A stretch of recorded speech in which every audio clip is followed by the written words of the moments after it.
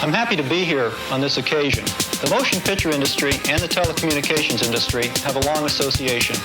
Both are based in science and technology. The motion picture industry has used technology to create an art form that entertains and affects the lives of millions of people. My industry uses science and technology to help people communicate, and we too affect the lives of millions. Both of our industries are in the communications business.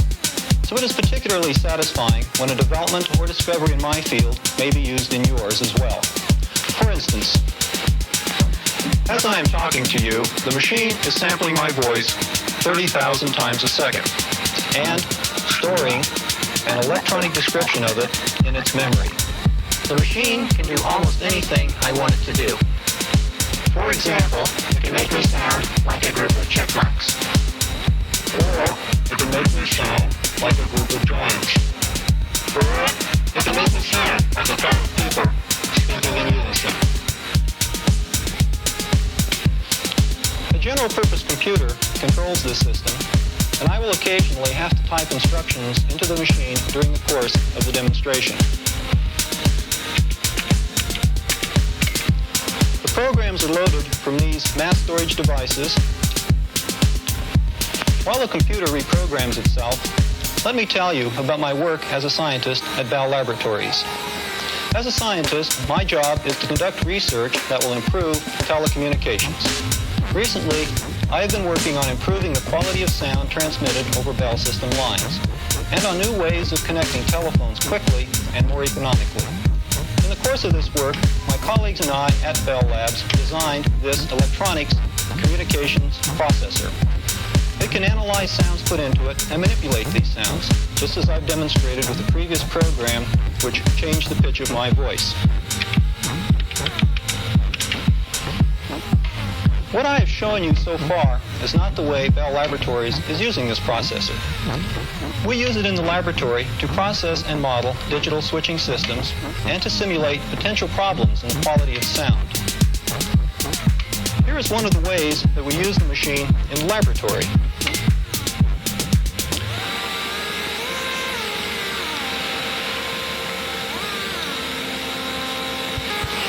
For example, I can use the machine to generate the dial tone. Or I can use it to generate the busy tone. Or audible ringback.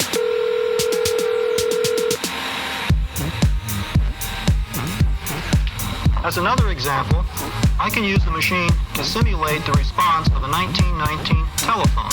This is the way my voice would sound if we were talking together over a 1919 telephone. This is an example of a telephone a few years later.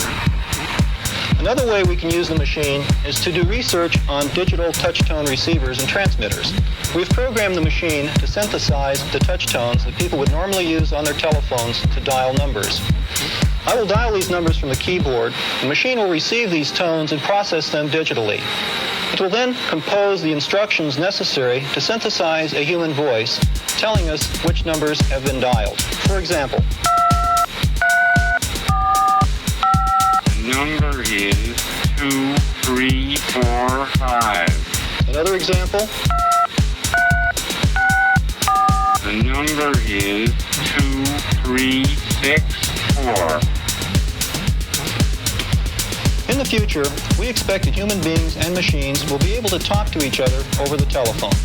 For this reason, we also designed the processor with the capability to study the increasingly complex human-machine interactions in telecommunications. This processor is extraordinarily versatile. What this processor can do is limited only by the ingenuity of the person who programs its instructions. The fellow who programmed the processor and worked out the software is Bell Lab scientist Dr. Doug Baer. One of the greatest tests of machine-human interaction is to link a musician with a machine. That's because musicians, when performing, generate many more instructions than someone simply typing or talking. So Doug programmed the machine to recognize all the elements of music, and we added an organ keyboard with 100 different positions on each key. The result is that a performer can do interesting things with a piece of music. A composer can hear all the parts of a composition while he watches the notes go by on the screen. He can stop the process at will and edit the notes, and, as a conductor, can integrate the sections of the orchestra merely by sitting at the keyboard.